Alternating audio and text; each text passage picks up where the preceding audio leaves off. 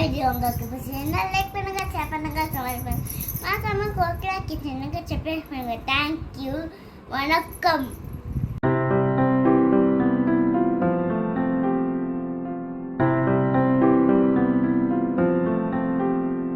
Hello hi, welcome to Kokila's kitchen. இன்றைக்கி நம்ம கிச்சனில் ஒரு சூப்பரான ப்ரெட்டை வச்சு ஒரு டெசர்ட் தான் பார்க்க போகிறோம்.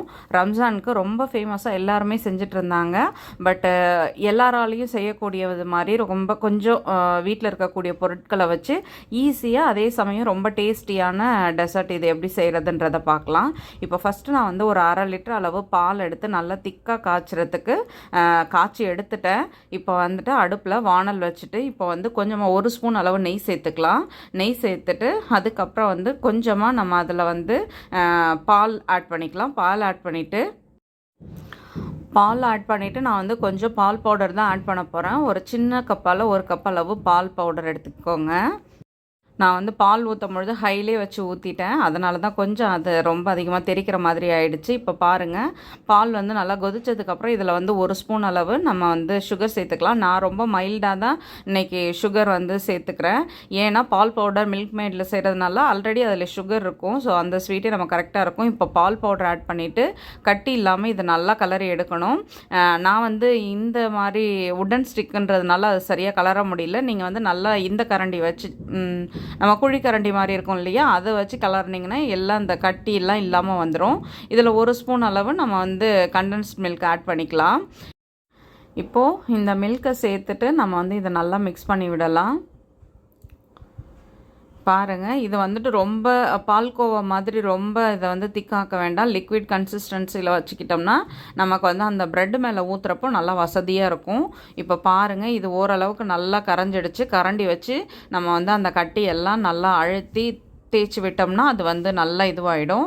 இப்போ இதை எடுத்து நம்ம ஆற வச்சு வச்சிடலாம். இப்போது அடுத்து நம்ம காய்ச்சி வச்சுருக்க பாலில் கொஞ்சமாக எடுத்துகிட்டு இது வந்து கஸ்டர்ட் பவுடர் சேர்த்து நம்ம இதை வந்து மிக்ஸ் பண்ணி எடுக்க போகிறோம். இப்போது ஒரு ஸ்பூன் அளவு நம்ம கஸ்டர்ட் பவுடர் எடுத்துகிட்டு கொஞ்சமாக பாலில் அதை மிக்ஸ் பண்ணிவிட்டு இப்போ நம்ம ஆல்ரெடி காஞ்சிட்ருக்க பாலில் ஒரு 2-3 ஸ்பூன் வந்து சுகர் சேர்த்துக்கலாம். ஏன்னா சுகர் இதில் சுத்தமாக இருக்காது. அதனால் ஒரு 2-3 ஸ்பூன் வந்து நம்மளோட டேஸ்ட்டுக்கு தகுந்த மாதிரி சேர்த்துட்டு இந்த கஸ்டர்ட் பவுடரை நல்லா மிக்ஸ் பண்ணிவிட்டு இதில் வந்து நம்ம கொட்டி கிண்ட வேண்டியதான். ஒருவேளை உங்கள்கிட்ட கஸ்டர்ட் பவுடர் இல்லை அப்படின்னு ஃபீல் பண்ணிங்கன்னா 1 ஸ்பூன் கார்ன்ஃப்ளவர் எடுத்துக்கோங்க, சுகர் சேர்த்துக்கோங்க. அதுக்கப்புறம் அது கூடவே நம்ம வந்துட்டு வெனிலா எசன்ஸ் இருந்ததுன்னா அது கொஞ்சம் ஆட் பண்ணிக்கலாம். இல்லை உங்ககிட்ட என்ன ஃப்ளேவர் எசன்ஸ் இருக்கோ அது கொஞ்சம் சேர்த்துக்கோங்க. டைரெக்டாக பால்லே இதெல்லாமே சேர்த்து நீங்கள் செய்துக்கலாம். கார்ன்ஃப்ளவரை மட்டும் நம்ம வந்து தண்ணியிலையோ இல்லை பால்லையோ கரைச்சி சேர்த்துக்கணும். வேறு எதுவுமே கிடையாது.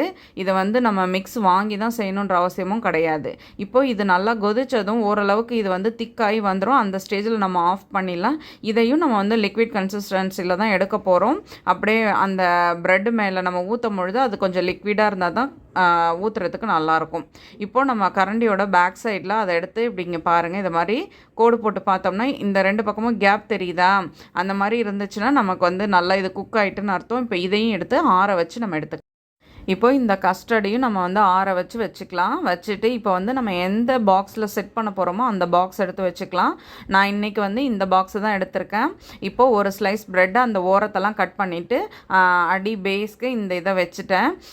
ஆக்சுவலாக இங்கே வந்து உங்களுக்கு சாண்ட்விச் ப்ரெட் தான் கிடைக்கும், மில்க் ப்ரெட் அவ்வளோவா கிடைக்காது. நம்ம ஊர்னால் உங்களுக்கு வந்து மில்க் ப்ரெட்டில் செய்யும்பொழுது அது டேஸ்ட் இன்னுமே சூப்பராக இருக்கும். இப்போ நான் வந்து ஃபஸ்ட்டு லேயர் வந்து இந்த கஸ்டர்ட் இது தான் ஊற்றுறேன். அது நல்லா ஆறின பிறகு இது கூட நம்ம என்ன நட்ஸ் வச்சுருக்கோமோ அந்த நட்ஸ் எல்லாமே சேர்த்துக்கலாம். நான் இன்றைக்கி வந்து பாதாம் முந்திரி போட்டுட்டு கொஞ்சம் இதில் வந்து ட்ரை கோகனட் பவுடர் இது சேர்க்கும் பொழுது டேஸ்ட்டு செம்ம சூப்பராக இருக்கும். நீங்கள் செய்யும் பொழுது இதை செய்து பாருங்கள். இப்போது அதை கொஞ்சம் தூவிட்டோமா அடுத்த லேயர் வச்சுக்கலாம். அடுத்த லேயர் வச்சுட்டு இப்போது பால் நம்ம செஞ்சு ஆற வச்சுருக்கோம் இல்லையா, மில்க் மேட்லாம் போட்டு செஞ்சு அந்த லேயரை சேர்த்துக்கலாம். ஆக்சுவலாக நார்மலாக செய்கிறவங்க வந்து ஃப்ரெஷ் க்ரீமில் தான் செய்கிறாங்க. ஃப்ரெஷ் க்ரீமில் கண்டென்ஸ்ட் மில்க் சேர்த்து அந்த மாதிரி செய்கிறாங்க. எல்லாராலும் ஃப்ரெஷ் க்ரீம் எல்லா இடத்துலையும் கிடைக்கும் அப்படின்றது வந்து சொல்ல முடியாது. ஏன்னா இப்போது நம்ம சிட்டியில் டவுனில் இருந்தோம்னா கிடைக்கும், இப்போ வில்லேஜில் இருந்தால் அதெல்லாம் கிடைக்காது இல்லையா. இதுனா பால் பவுடர் சாதாரணமாக எல்லா இடத்துலையுமே 10 ருபீஸ் பாக்கெட் கிடைக்கக்கூடியதான். அதை வச்சு ஈஸியாக செஞ்சுக்கலாம். இப்போ அதே மாதிரி 1 by 1 இந்த லேயர் வந்துட்டு நான் இப்போது ஒரு லேயர் கஸ்டர்ட், ஒரு லேயர் இந்த மில்க் மேட் போட்டு செஞ்சது, அடுத்த லேயர் இப்போ கஸ்டர்ட் போட்டுக்கிறேன். இதை மாதிரி 1 by 1 செஞ்சு நல்லா எல்லாத்தையுமே செட் பண்ணிக்க வேண்டிதான். இதை வந்து நம்ம ஃப்ரீசரில் வைக்க வேண்டாம், ரெஃப்ரிஜரேட்டரில் வச்சாலே போதும். இது ஜஸ்ட்டு நல்லா சில்லுன்னு ஆகணும், அவ்வளோதான். ப்ரெட்டு நல்லா இதில் ஊறி போய் சூப்பராக இருக்கும். இப்போது அடுத்த லேயர் போட்டுட்டு நான் மேலே இன்னும் கொஞ்சம் இன்னும் ஒரு லேயர் இதில் வச்சுட்டு அதுக்கு மேலே டூட்டி ஃப்ரூட்டிலாம் போட்டு நான் வந்து இதை செட் பண்ணிப்பேன்.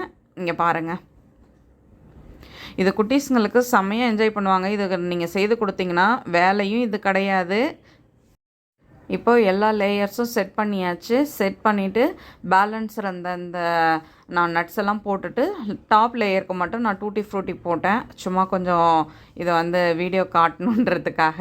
இப்போ இதெல்லாமே நல்லா ரெடி ஆகிடுச்சு. நம்ம வந்து க்ளோஸ் பண்ணி வச்சிடலாம். ஒரு 4 hours நம்ம வந்து அப்படியே வச்சுட்டு எடுத்து பார்க்கலாம். இப்போது ஓப்பன் பண்ணி பார்க்கலாம். 4 hours ஆகிடுச்சு. நான் ஃப்ரிட்ஜிலேருந்து எடுத்துகிட்டு வந்துட்டேன். நல்லா சில்லுன்னு சூப்பராக ரெடி ஆகிடுச்சு. இங்கே பாருங்கள், மேலே கொஞ்சம் ஒட்டிடுச்சு. ஸோ பரவாயில்ல.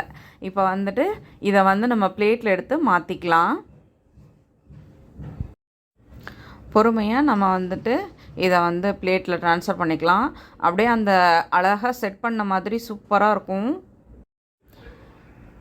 இப்போது நம்ம வந்துட்டு பிளேட்டில் இதை எடுத்து வச்சிடலாம். இந்த ஸ்வீட் வந்து அவ்வளோ சூப்பராக இருந்துச்சு. என் வீட்டுக்காரே செகண்ட் டைம் கேட்டு வாங்கி சாப்பிட்டாரு, இருக்குதா அப்படின்னு சொல்லிட்டு. பெரியவங்களுக்கே இந்த ஸ்வீட் பிடிக்குதுன்னும் பொழுது சின்ன குழந்தைங்களுக்கு கேட்கவே வேண்டாம், அவங்களுக்கெல்லாம் கட்டாயமாக ரொம்ப பிடிக்கும். நம்ம வீட்டில் ஏதாவது சின்னதாக ஃபங்க்ஷன், பர்த்டே ஃபங்க்ஷன், இல்லை ஏதோ ஒரு கெட் டுகெதர் ஏதோ ஒன்று நம்ம வீட்டில் வைக்கிறோன்னா அந்த டைமில் இது முன்னாடியே நம்ம செட் பண்ணி வச்சிட்டோம்னா நமக்கு வேலையும் மிச்சமான மாதிரி இருக்கும். சாப்பிட்றவங்களுக்கும் ரொம்ப சூப்பராக இருக்குன்னு சொல்லி நம்மளை அப்ரிஷியேட் பண்ணுவாங்க. அவங்களுக்கும் ஹாப்பியாக இருக்கும். ஏன்னா இது வந்து நல்லா டேஸ்ட்டாக இருக்குதா, அதனால் குட்டீஸுங்களும் என்ஜாய் பண்ணி சாப்பிடுவாங்க. கட்டாயமாக நீங்கள் ட்ரை பண்ணி பாருங்கள். ரொம்ப நம்மளால் வாங்க முடியாத பொருட்கள்லாம் எதுவும் கிடையாது, ஈஸியாக கிடைக்கக்கூடிய பொருட்களை வச்சு செஞ்சது தான். சூப்பராக நம்மளோட டெசர்ட் ரெடி ஆகிடுச்சு. நீங்களும் வீட்டில் ட்ரை பண்ணி பாருங்கள். பிடிச்சிருந்துச்சுன்னா மறக்காமல் ஃப்ரெண்ட்ஸ் அண்ட் ஃபேமிலிக்கு ஷேர் பண்ணுங்கள். ஷேர் பண்ணுறதோடு மட்டும் இல்லாமல் கண்டிப்பாக செஞ்சு பார்த்துட்டு கட்டாயமாக கமெண்ட் பண்ணுங்கள். கூடவே ஒரு லைக்கையும் போட்டு விட்டுருங்க. தேங்க்யூ.